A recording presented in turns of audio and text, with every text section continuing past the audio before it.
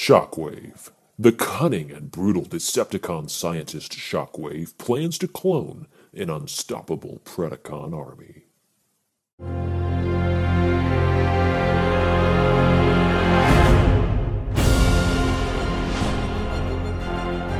Welcome back to eBEFOREi Video Reviews. This time I'm looking at Transformers Prime Beast Hunter's Voyager class Shockwave. Taking a quick look at the box, you can see that he's in the big Voyager box, Transformers Prime ages 5+, intermediate level 2, which means I really need to practice. Beast Hunter's logo, spinning hyperflux cannon. We'll have to see what that's all about. Shockwave, Decepticon symbol on the back of the box. Again, he's Shockwave, he's a Decepticon, spinning hyperflux cannon with an exclamation point, which means it's exciting, and you need to get excited. Snap-on beast armor, again an exclamation point.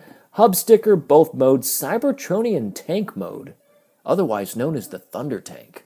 Picture of the Autobots, the IDW barcode. On the side of the box, take a look at that picture. Looks like he just got finished eating a meal at Red Lobster. On the other side of the box, well, we have his tech specs. His strength is a 9, intelligence is a 10. Nice. Speed is a 3. Okay. Endurance is an 8, rank is an 8, courage a 9, fire blast a 10, and skill is a 10. Very, very impressive tech specs, except for his speed, which tells me he may transform into a snail. A snail bot. On the bottom of the box, well, they want you to buy Predaking. Anyway, that's my review of the box, so let's go ahead and get Shockwave opened up. I'm very excited to see how this translated into a Voyager-class figure. Something that we all are going to want, or something that's, well, going to collect dust on the shelf. Let's find out together. Alright, here's Shockwave out of the box and transformed into his tank mode. And he looks pretty good, except for his hermit crab claws. The one thing I want to tell you is this vehicle mode is pretty big. Now, it's kind of sprawled out, it's not real compact and tightly transformed or anything, but there's a good bit of size to this. Comparing him to the length of Optimus Prime, well, I mean, he's twice the size of the figure. But of course, again, he's not as tightly compact as Prime. He's all fairly sprawled out, as you can see. Now, the one thing that everyone has rightfully been complaining about are these little plastic beast bits. They're every bit as rubbery as you would expect them to be, and quite frankly, I just want to take them off. And maybe do this to the camera. So yeah, I want to melt these, like right now. I want to put these in a fire and melt them down. These are silly. I mean, I don't really see a purpose for these.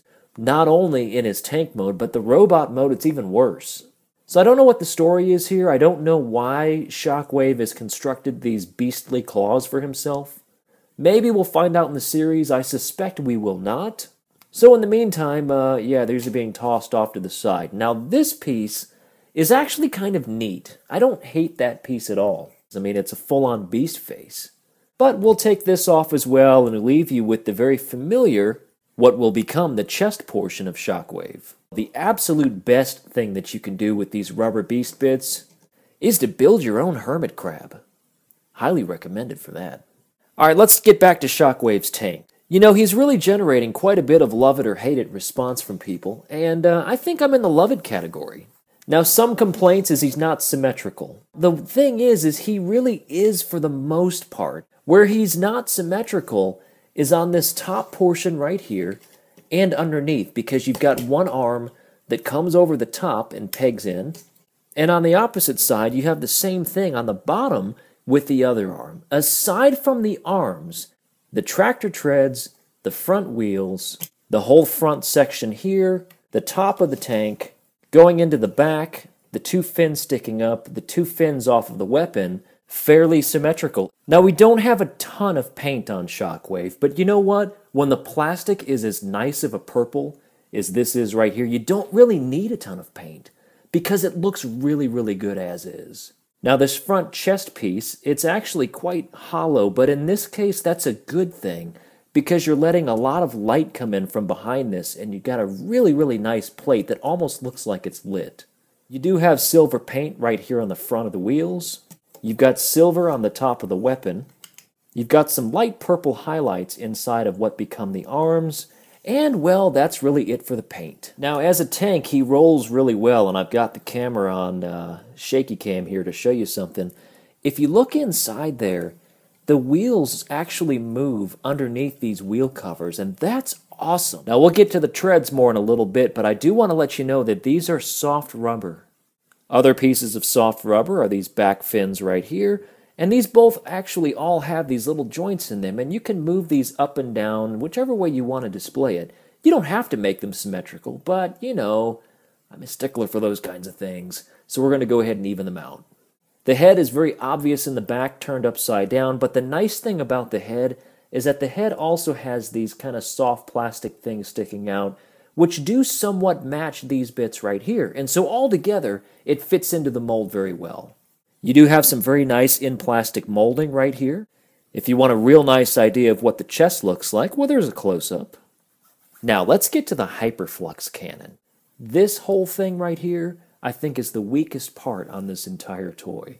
So the gimmick on it is you push this button right here, and it's filled with springs and gears, and basically what it becomes, do you remember those Easter egg things that you would get where you push it with your thumb and the egg, through friction, opens up and there's a bunny inside? Yay! Well, on here, the same thing, except when you spin it and open it up, well, what you have is a glowing death rod. And when you let go, well, it just sucks it back in and closes the Easter egg shell just like that. Now, if I read you a bit of the bio on what this is supposed to be, well, it might make this gimmick seem a little bit less silly, so let me go ahead and do that now.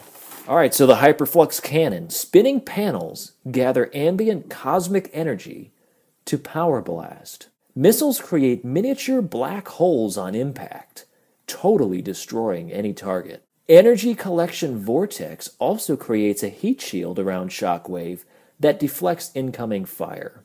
Alright, so let me get this straight. He's got a solar-powered, black hole-inducing, force field, lightsaber, ultimate weapon. Forget it! No one defeats Shockwave. Ever. Now inside this little missile black hole generator looking thing, it doesn't actually come off. I mean, I guess I could break it and pull it off. But it's stationary in here. You can see that there are pins holding in the plastic here and on top, so everything fits in here quite secure. Now, if you want to leave this open, you can do that, albeit unofficially, and to do that, these are on pins right here, so you can move these bits forward and stick it inside of the hole right there. Rinse and repeat on the other side, and look what you got. You have Shockwave's alt mode with the open black hole weapon of destruction. Nice. Now, as this actually becomes a part of his arm, this weapon right here does not come off, so there is no permanently detaching this. This stays on. If you want to attach weapons, he does have weapon ports in the front of the vehicle right there, and also one slot in his shoulder blade. Now, this is where the beast armor was, but you could certainly slot another weapon there if you chose to, and it probably wouldn't look that bad. The last thing I want to mention about this mode is that a lot of people have compared the way that this looks to the Thunder Tank, and well, let's just say that I think that's a fair comparison. Snarf not included. To get Shockwave transformed, you basically just want to flip him upside down just like this, and while you have full access to these treads, you want to reach in here to the back left tread if you're facing it from behind. And you want to get your finger... Okay, hang on. Cue scratch record sound. The directions do not mention this, but I'm just now discovering that these back treads... Okay, you can pull these apart to give it more of a wider stance in his tank mode. This is not in the instructions. I just double-checked. It's not there. Nothing in the instructions tells you to pull these apart, but when you do, it gives him a pretty cool looking wider stance, and I like that quite a bit. Hasbro, why did you not include that? I know why, just to mess with my review. Anyway, getting back to transformation, so you want to flip him upside down just like this, and facing from behind, left tread, you want to get in here, and you want to pull this tread out of the top from inside the purple plastic. So you just want to reach in here, pull that out, and get it all the way out. If you've separated the back bits, go ahead and push them back together. Then what you want to do is you want to grab this cannon, and you just want to untab it. There's a couple of tabs right there and a slot for it right there, and you just pull that out like that. Come around to the other side. You want to take the arm that's tucked underneath, And equally, pull it out of the tab. There's a slot underneath the arm. And just get them out just like that. You basically just want to keep swinging the arm around and then tilt it up so that the top of the shoulder pad is up on top. Do the same thing on the other side. Just bring back around, lift up, and you've basically built the arms. Now to finish the chest section, you just want to tilt these arms back a little bit and take these chest panels, and they're on a dual hinge, and you want to bring them up, and they kind of snap into place. You want to come around to the legs. He's in sumo mode, and you'll notice that this chest piece right here is actually tabbed into the plastic underneath the legs. And so you want to just carefully remove that, and you remove it by pulling down and out. Take this whole chest panel, again dual hinge, one right here and one right here, and you want to bring this up, tilt it down, and you'll notice that there's a hole right here and 2 tab slots right there in the chest, and you just want to bring this up and tab the chest in. From this point you can finish the legs, and you just basically want to ratchet them down. They're on real nice tight ratchet joints. You want to take these feet right here, and you see that it's on this slider joint. And so what you want to do is you want to slide this whole thing so that this heel part is flush with the back. So just kind of get your hand in there, give it a good slide. And once you've got it flush on both sides, you know you're done. Now you want to stay on the back side here and take these top pieces right here, and you want to bring them straight down. There's not really a super good way to tab that in, but it's not going to go anywhere. And just make sure that these pieces right here are just tucked down the inside just like that. Go ahead and flip him around. You can see we're getting mighty close. Just want to take this head and spin it all the way around just like that. Come right back down to the feet. You want to just take this part right here and push it so it's flush up against the shin. Do the same thing on the other side. You can fold his hand out a little bit more. Take these little side bits on the side of his arm weapon and just kind of push him out like that if you want to. You can really do anything you want here, but I kind of like to keep him like that. Now for a part that's completely optional, you know, we took this little rubber part of the tread out earlier, and the reason that we did that is you'll notice that the way that this thing is shaped, like a plug, and there's something you can plug it into. And so you just want to take these 2 pieces like that, stick it inside, you'll get a nice little snap out of it, and you know it's in place, and now you've got Shockwave's hose. And now that that's done, you're ready to stand him up, pose him up, and here we have Shockwave in his incredible robot mode. I mean, take a look at this guy. He really does look fantastic. Let's take a look at him up close. I mean, take a look at that head sculpt. I mean, it very much tells you that this is the Shockwave character, while bringing some more, maybe a bit more modern elements to it. I mean, the head sculpt, I really think could not have been more perfect. The light piping is really good. I'm not even shining a light back there, and the light from my lamps are shining through quite well. You also still have plenty of light that's coming through the chest right here, so that looks good as well. As far as paint is concerned, again, he doesn't have that much paint, even on robot mode. Aside from the just natural color of the plastic on this figure, you've got kind of the light purple in here on the shoulder blades. You do have paint on his weapon, and I think I mentioned this earlier, but that's all painted up quite nice. You'll notice lots of slots for additional weapons. Right here on the side of his arm there's a slot. You've got them on top of the shoulder blades as well. However, what are these things on the arm for? Well, they're for crab claws. For the one person out there that wants to see what this looks like, this is actually an incredible look. Incredibly goofy, that is. Articulation on this guy is pretty good, albeit his legs are a point of some controversy. We'll get to that. His head is just on a swivel, so you're not going to get any up and down movement, but he does turn from left to right. His arms are also on a swivel, as is his shoulder. You can rotate him at the elbow, hinge at the elbow, and the hand does move all the way in, even though it doesn't move in during transformation. So interestingly enough that we've got that, but you don't really need it. Now the hand is on a ball joint, so you could conceivably spin this thing around, but boy, this plastic is brittle right here. So I would not recommend you crank too hard on this, or I really think that ball joint's going to break on you. One nice little added touch they've done here with the arms is, you know, you've got full shoulder articulation, so you can move the arm up in the air just like that. And when you bring the arm back down, well, there's a spring joint here, and it puts the shoulder pad right back down on top of the arm. Now, why is something like that important? Enter Exhibit Dreadwing. Arm goes up, arm comes down. Weird hollow space here because the shoulder armor just refuses to go back down unless you push it. There is no waist articulation. You've got this swivel right here. The one negative thing I found here in Shockwave's arm joint is the fact that this part right here, this is the swivel peg right under the shoulder, this has a tendency to pop off. So you want to be real careful with that, and if it starts to come loose, we'll just give it a good tug back in there. Now, his legs, ratchets, very nice ratchets, and ratchets, real clicky ratchets on the knees. You do have foot rotation up and down, but there is no ankle pivot side to side. Now, the controversy on his legs may be a little bit overblown, but the fact is that if you want to pose him up in just an upright position, it would be nearly perfect if his legs could stand about right like that. But the fact that these are on ratchets, they're going to spring right back together, and he's basically just going to be standing up very, very straight. Now again, some people may have an issue with that. All in all, if you've seen the Shockwave character on Transformers Prime, he is, real straight up and down kind of character. So that doesn't bother me so much. I do wish I could move it just maybe a tiny bit like that. But, being as it is, certainly not going to detract from the overall figure for me.